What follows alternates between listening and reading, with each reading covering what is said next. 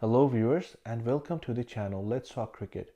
Today I will do a review on the Pakistan squad that has been announced for the World Cup. Pakistan, before every world tournament, everybody has the same question about them. Which Pakistan team is going to turn up? And this element of unpredictability is what makes them such an exciting side, such a dangerous side to watch. Even when I'm doing my reviews, Pakistan is the first thing that I have chose to do a review. And that excites me because of the unpredictable nature of this team. So if you have a look at the squad, this is indeed a very well balanced squad. It has a mixture of both experience and youth, starting with Captain Babar Azam. Pakistan going in with four specialist batters here. So first I'll go with Babar Azam. Babar Azam is a very respected figure in Pakistan cricket, and in my opinion he's right up there amongst top three white ball batters of all time, along with the great Inzamam ul Haq and my personal favorite Saeed Anwar. Um, Criticism against Babar Azam is, come the big matches, the finals, the semi-finals, the match against India, Babar Azam quite doesn't pull up his best performances. So he needs to follow the footsteps of the Clive Lloyds, the Viv Richards, the Tonys, the Steve Waugh, the Ricky Pontings, who took the charge in their own hand on the big day and put out that knockout punch on the opponent. So I think if Babar Azam can do that in the big day, I think Pakistan bowling is more than competent to back that performance. And if Babar Azam is one pillar of the Pakistan batting, guess what? Rizwan is the other one.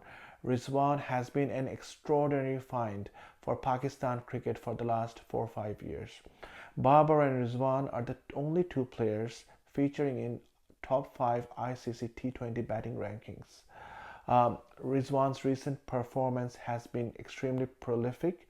So Rizwan and Babar are the mainstays of Pakistan batting. And then comes the most dangerous batsman, the most explosive, the X factor of Pakistan batting, and that is Fakhar Zaman. What a batsman! Who can forget the innings that he played against India in Champions Trophy 2017, right? That's a highlight which every Pakistani wants to go back and relive. Also, that innings that he played against New Zealand in the 50 over World Cup was also remarkable. We saw Fakhar Zazam, what's his name? Oh, you want to hit it somewhere? Come on, Jude. Oh, you want to hit it somewhere? Where are we at? Seriously. The next name in Pakistan batting is the youngster Saim Ayub, a very exciting youngster who has shown a lot of promise and talent, and he has been given a lot of opportunities. The series against Ireland and England, he seems to be struggling a bit, but this tournament will be a big one for Saim Ayub to showcase his talent. Pakistan doesn't only want him to do good in this tournament, but also want him to kick on and be consistent and play for Pakistan for at least 10 years. I have come along many Pakistan youngster batsmen who have started brilliantly, like Imran Nazir, Ahmed Shahzad, but they couldn't quite continue as Babar Azam has. I hope that Saim Ayub, through his good performances, will follow the footsteps of Babar Azam and Rizwan. Now to the all-rounders. So Pakistan have picked 3 all-rounders in the squad: Iftikhar Ahmed, Shadab Khan, and Imad Wasim, who's making a comeback to the Pakistan squad. Shadab Khan is really the genuine all-rounder here, from whom you expect 4 overs of bowling, and he could bat in top 6 also. His recent form has been a bit of a slump. I'm sure as a senior player and with ample experience, he will find a way to contribute for the Pakistan team. Iftikhar Ahmed, I think he's a very good player, and in the conditions that they will be playing in US and West Indies, he will be more than useful. His later order big hitting is an asset for the Pakistan team, and also he's the only off spinner in the side who can, when the pitches are slow and low, he could and dart in those yorkers and those quick off spinners to the left-handers. So yes, a very good player indeed.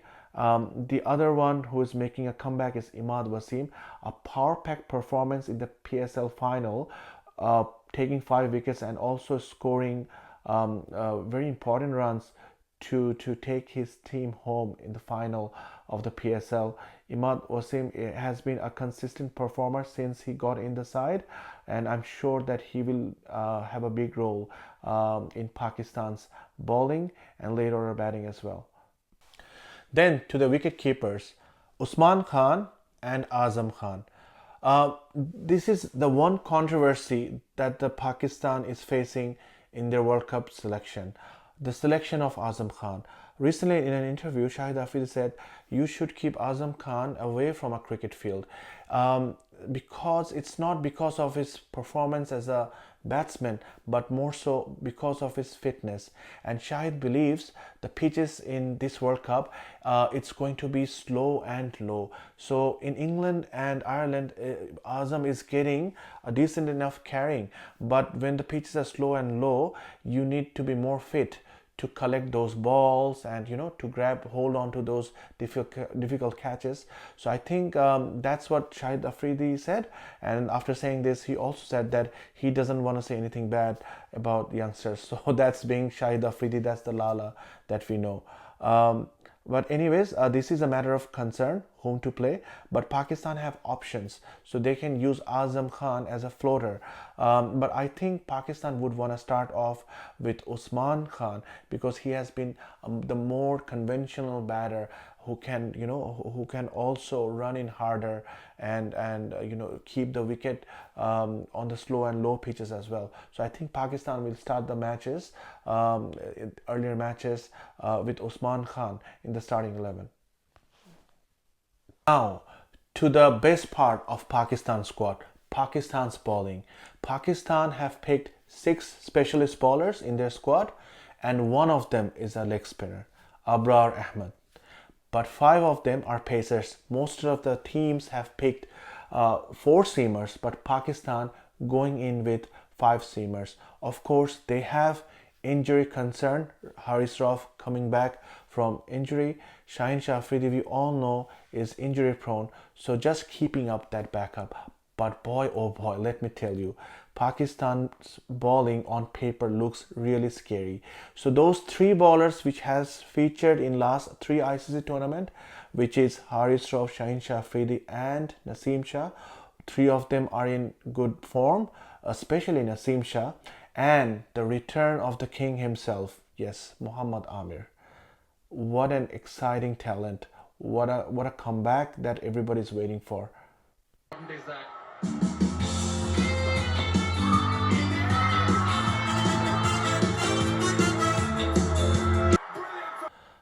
Many are saying that Amir shouldn't be allowed to play for Pakistan for what he did in 2010.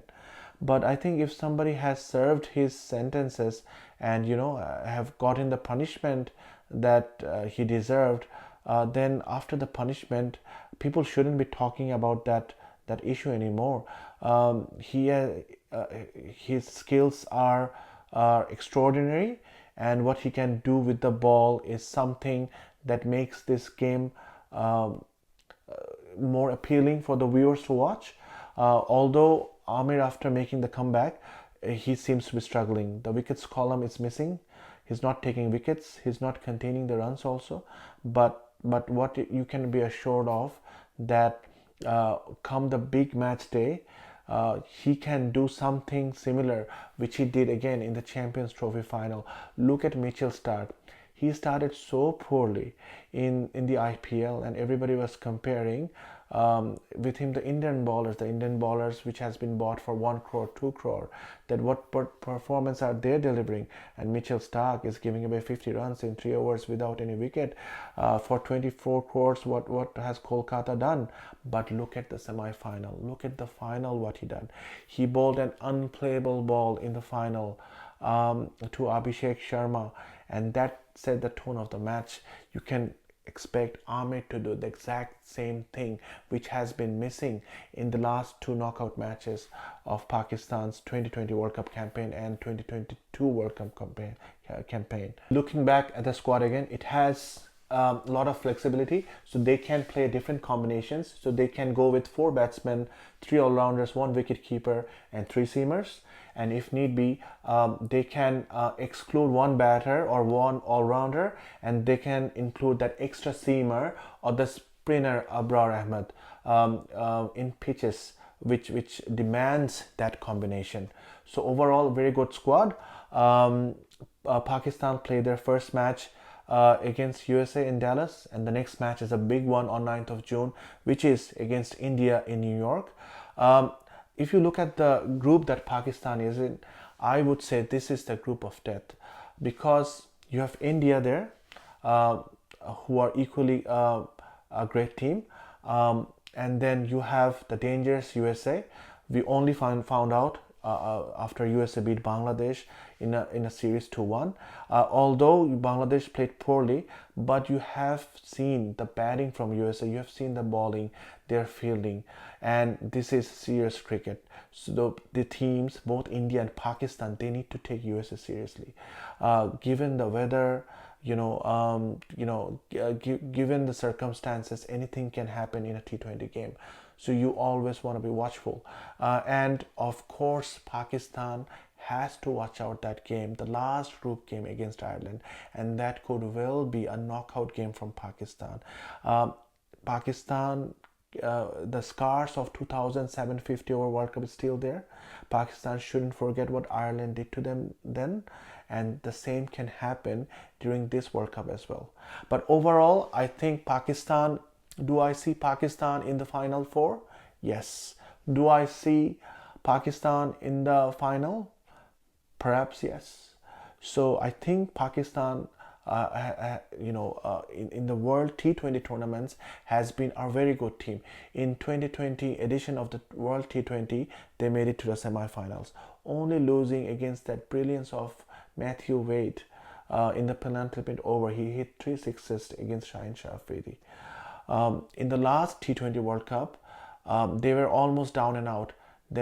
Then again, out of nowhere, they made a comeback and made it to the final. But they didn't put enough runs on the board, and thus England became the world champion. Can Pakistan go one place above the last time? Can they be the champions of the world after 2009? Only time will tell. Let's see.